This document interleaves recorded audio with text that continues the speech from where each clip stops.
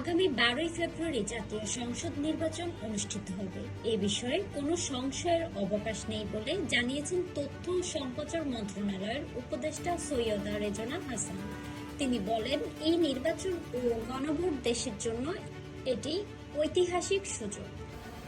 একটা কথা ফিসফিস করে তাও বলার চেষ্টা করা হয়, 12 তারিখে ভোট কি হবে?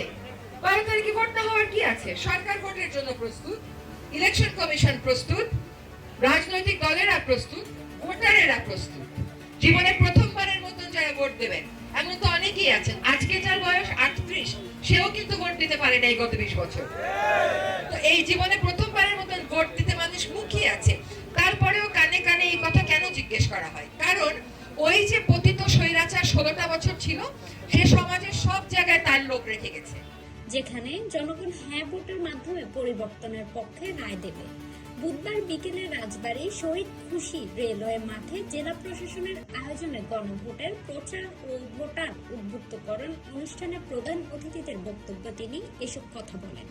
তিনি গুজবে কান্না দিয়ে নির্ভয়ে ভোট কেন্দ্রে গিয়ে ভোটাধিকার প্রয়োগের আহ্বান জানান। অনুষ্ঠান শেষে তার নেতৃত্বে একটি বর্ণাঢ্য র্যালি বের করা হয়। পরে ইয়াসিন উচ্চ বিদ্যালয়ে জেলা প্রশাসনের আয়োজনে মতবিনিময় সভা অনুষ্ঠিত হয়।